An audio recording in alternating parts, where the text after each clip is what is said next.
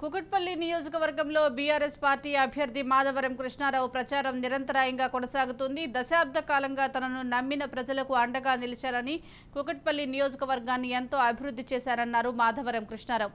Congress, BJP పార్టీల అభ్యర్థుల అసత్య ప్రచారాలు కుకట్పల్లి ప్రజలు నమ్మబోరన్నారు.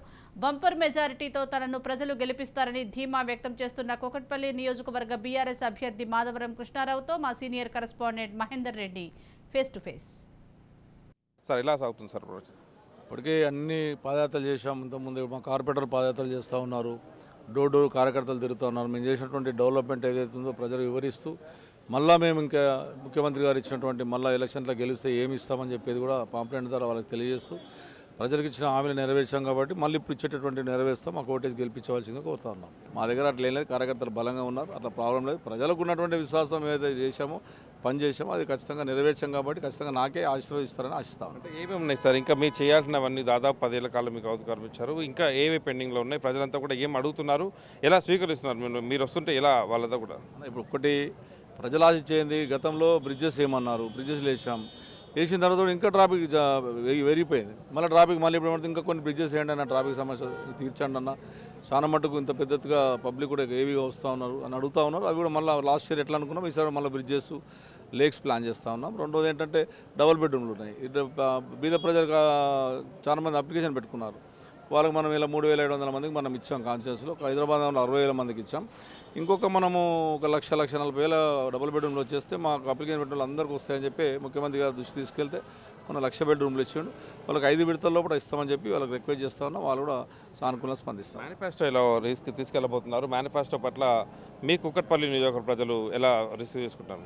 బాగుంది. మేనిఫెస్టోలో ఇప్పుడు గరీబ్ వాళ్ళు వాళ్ళని హాస్పిటల్ వాళ్ళనుకున్నప్పుడు లేక చాలా మంది కూడా ఇబ్బంది పడ్డారు. నాకు కూడా బాగా ఐడియా ఉంది. వాళ్ళకి 15 లక్షల రూపాయలు ఇలా చనిపోయినటువంటి వ్యక్తి, నిరుపేద చనిపోయిన వ్యక్తి భర్త చచ్చిపోతే భార్యకి ఇబ్బంది పడి, భార్య చచ్చిపోతే భర్త ఇబ్బంది పడి అన్న వాళ్ళు ఉన్నారు.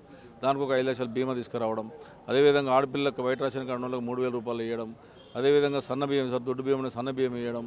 మళ్ళీ సిలిండర్ 400 చేయడం. ఇటువంటి మంచి స్కీములు తెచ్చాడు ముఖ్యమంత్రి గారు. ఖచ్చితంగా ఆ స్కీములు, ఎందుకంటే ముఖ్యమంత్రి గారు చేసినటువంటి గొప్పతనం ఏంటంటే ఆయన చెప్పింది చేస్తాడు.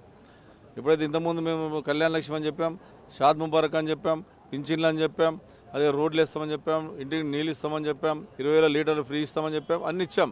కాబట్టి ప్రజలు ఏంటంటే ఆయన చెప్పిండు ఇచ్చాడు, మళ్ళీ చెప్పింది మళ్ళీ ఇస్తాడు అన్నటువంటి ఆలోచన ప్రజలలో ఉంది, బలంగా ఉంది. ఖచ్చితంగా మేమే గెలుస్తామని ఆశపడాలి. ముఖ్యమంత్రి కేసీఆర్ గారు దాదాపు కాళ్ళకు చక్రాలు ఉన్నట్టుగా రాష్ట్రంలో అన్ని నియోజకవర్గాల్లో దాదాపు పర్యటించేశారు. ఆ రకంగా అభ్యర్థులకు అండగా నిలుస్తూ మరి కుకట్పల్లిలో ఎప్పుడు ఉండబోతుంది? అంటే కుకట్పల్లిలో ముఖ్యమంత్రి సభ లేదు. కేటీఆర్ గారిది 16వ తారీఖు నాడు రోడ్ షో ఉంది మా దగ్గర. 25వ తారీఖు పెరేడ్ గ్రౌండ్లో హైదరాబాద్ నగరంలో ఉన్న 24 కాన్స్టిట్యూన్సీలో బహిరంగ సభ ఉందని ముఖ్యమంత్రి గారు నిన్ననే మాకు చెప్పాడు. కాబట్టి అది 25వ తారీఖు ఒకటి ఉంటుంది. ఎప్పుడు కూడా ముఖ్యమంత్రి గారి ప్రోగ్రామ్ ఒకటే ఉంటుంది. కేటీఆర్ గారిది ఏమో రోడ్ షో ఉంటుంది మా దగ్గర. అది 16 ఏమో కేటీఆర్ది ఉంటుంది, 25వ తారీఖు నాడేమో ముఖ్యమంత్రి గారు. పార్టీలు కూడా మాదే గెలుపన్నట్టు ప్రజల్లోకి వస్తున్నాయి, మేమే వాకే ఓటైనట్టున్నారు. మీరు కూకట్పల్లి ప్రజలకు నేరుగా ఏం చెప్తారు సార్?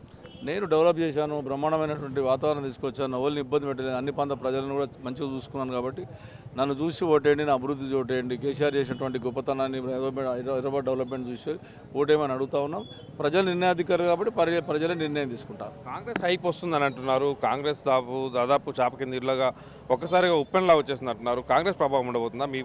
మీ పోటీ ఎవరితో ఉంటుంది సార్? ఏమంటున్నా, కాంగ్రెసా బీజేపీ వచ్చేసి నేను అది చేస్తా ఇది చేస్తా అంటే నమ్మ పరిస్థితుల్లో ప్రజలు లేరు. ఊపు వచ్చినోడు ఉంటే కుకుడుపల్లిలోనే పెట్టుకోవాలి కదా, బయట ఎంత చిరీలు. నిజంగా వాళ్ళకి నిజంగా కుకుడుపల్లిలో ఊపు ఉంది, మేమే గెలుస్తాం అన్నప్పుడు కాంగ్రెస్ కార్యకర్తలు, కాంగ్రెస్ లీడర్ 40 ఏళ్ళ నుంచి ఉన్నటువంటి లీడర్లు పెట్టి ఇవ్వచ్చు కదా. మరి వాళ్ళకి ఇవ్వకుండా వాళ్ళు పక్క వాళ్ళు తీసుకొచ్చి 15 కోట్లు తీసుకొచ్చి ఇంట్లో ఇచ్చేసినటువంటి మీరు రేపు పొద్దున ఎట్లా ఊపు వచ్చిందని అనుకుంటారు?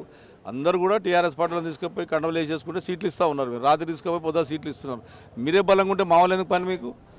మీ కార్యకర్తలు గెలుస్తారు కదా, చిన్నోని పెట్టినా గెలుస్తారు కదా, మరి మా కార్యకర్తలు మీరు కండవలు ఎట్లా ఇస్తారు? ఇది కూకట్పల్లిలో ఎమ్మెల్యే అభ్యర్థి మాధవరం కృష్ణారావు ప్రచారం.